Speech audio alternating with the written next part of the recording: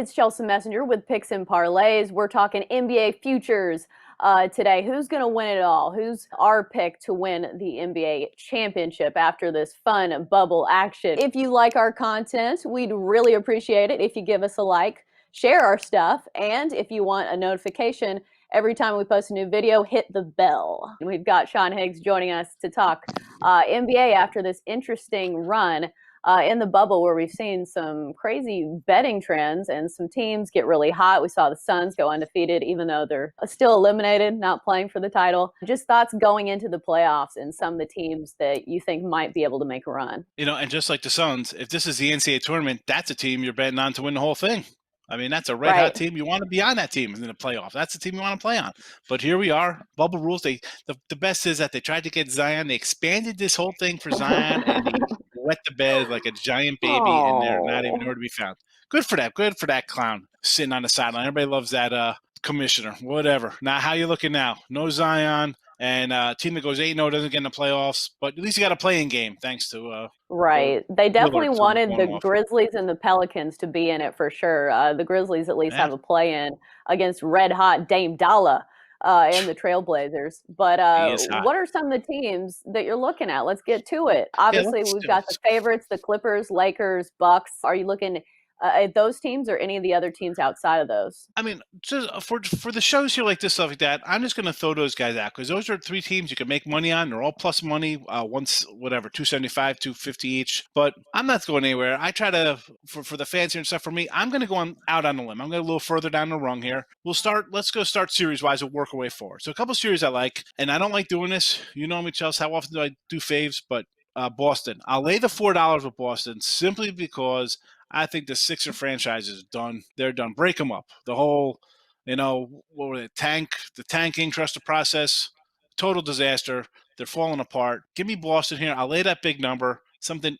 Anybody watches the videos know I don't like laying $1.40. So $4, you got to realize I kind of like them a lot here. Also, the Thunder. I said a couple videos back doing NBA. The Thunder have been red hot, playing really good defensively, offensively. This is a team I think can shock some people here. And here they are. They are the 5 seed. The 4. Houston is favored. So listen, NCAA tournament time, I see that higher seed, laying points, something I look at, but not in the NBA here. I'm going to go Thunder. They're just playing really well. I just like the Thunder. Call me crazy, and now lead us to the next bracket. So everybody's going to be on the Lakers because they're the Lakers. This is based on Portland winning. And right. I don't know. I like the points tomorrow. And if you're watching the video, don't buy my NBA. I just gave you my pick. I'm taking a 6.5. Lillard could go off for 70. I don't care. I think it's going to be a close game. This is based on Portland winning here. I'll take them plus 425 because listen, take some time to gel, Lakers. That would have been great if we played a regular season. You missed months of basketball. You come back in the bubble, and you looked to me. I don't know. Nothing really jumped off the court that showed me that they're 100%. A lot of these teams didn't look really ready to go in the bubble. So I'll take Portland plus the 425 there. Moving on to the next round here. So to win the divisions, the conferences, I like Toronto and Boston, both at plus $4. Again, the Bucks are a great team. Taking back, what do we have here on them to take back? 275. I don't know. I mean, you could put $1 on, you still win 275, $3, fine. I'm going to go Toronto and the Celtics for a little more take back. And in the West, I'm going to Thunder. A lot of teams you could choose from. You got the Lakers, you got the Clippers, people like the Rockets, whatever. I'm going to go Thunder because that's my little team right now. I think the Thunder are hot. Listen, we're going to know real soon. They can either get knocked out in the first round or they're going to advance a little bit. So give me them plus 1,700. And winning it all, I like the Raptors. We got them at plus 1,000 and the Thunder plus 3,400. So again, you could stick to the faves and low. You're still taking back money on your Lakers and your Clippers. But for me, that's no fun. I'm a gambler. And listen, you can put $100 on something to win 1,000. I'm going to do it. That's not a lot of money. It's not going to hurt you, people. So those are my picks. Some off the radar, little long shots with the Thunder there for sure. But again, I'm just like, I can't just go straight faves. I can't do it. Right. And I think something else you need to look at is the matchups, because it looks like the Bucks obviously a favorite because they were really good in the regular season, but they also have an easier path to the championship. It looks like they play the Magic in the first round, and then the winner of the Heat and the Pacers. I think the Heat are definitely underrated, but I just think of all these favorites, the Bucks have the easiest. The Heat? Yeah, these guys are sitting out, a little banged up. You don't know what you're going to get. Take some time to get in shape. You can't just come in and play. In I don't these know. seeding games, when they're sitting out, it doesn't necessarily mean that they're hurt. It means that they're resting and they don't care. But I think the East will definitely be really interesting because it seems like the Heat, the Raptors, the Celtics, and the Bucks, all of those teams, I would take them as a pick 'em. I feel like the East is such an interesting race right now. The Heat that have the shooters and they actually play some defense, and the Raptors, the returning NBA champs, obviously they don't have Kawhi. And then the Celtics have been a trendy pick. They opened at plus 1,500, higher in some places, but now they're plus 1,200. Thoughts on the Celtics? Yeah, I like this. Listen, I'm going to lay $4 with them in the first round. So obviously I like them. They're deep. You got to like the coach.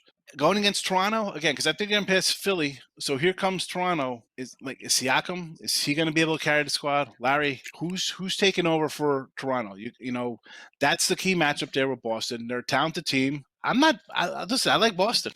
It's those two are my favorites to come out of the East. I know everybody's high on Milwaukee, and you mentioned Miami, and that's a team.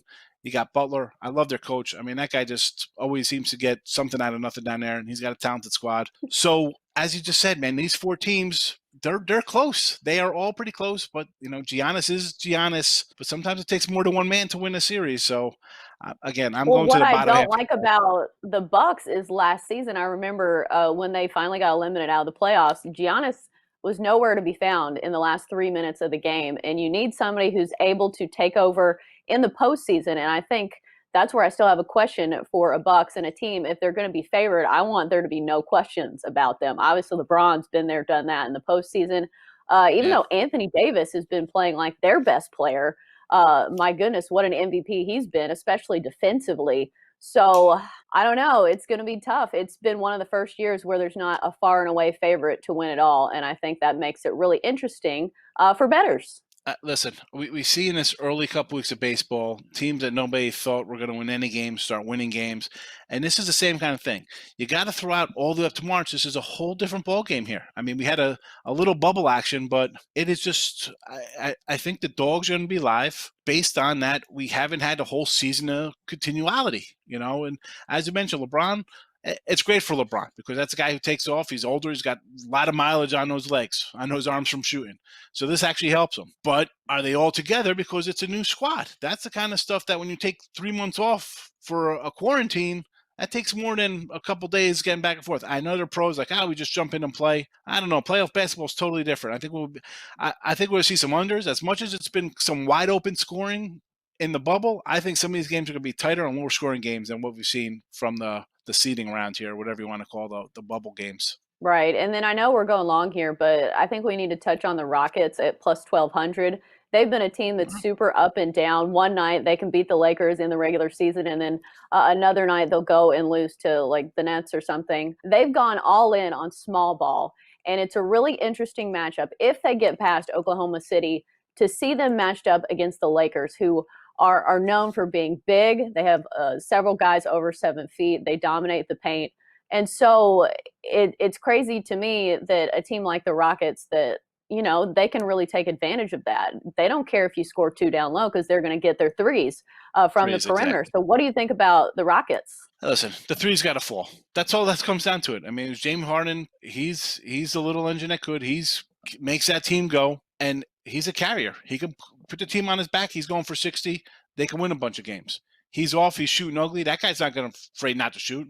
You know, his 2-17 night, and they're down by 15, and the game's over. You know what I mean? So Right. it's the good and bad of that. Yeah, the threes are great. Everybody shoots threes. I mean, we've seen them up and down the court. We saw them against the Warriors in playoff series, you know, battling them. They came really close in several years, exactly. though, I will Who say. has the ball last, basically, in that guy's series? And that's what I think we're going to see out of the Thunder series with them. That's going to be a wild one there.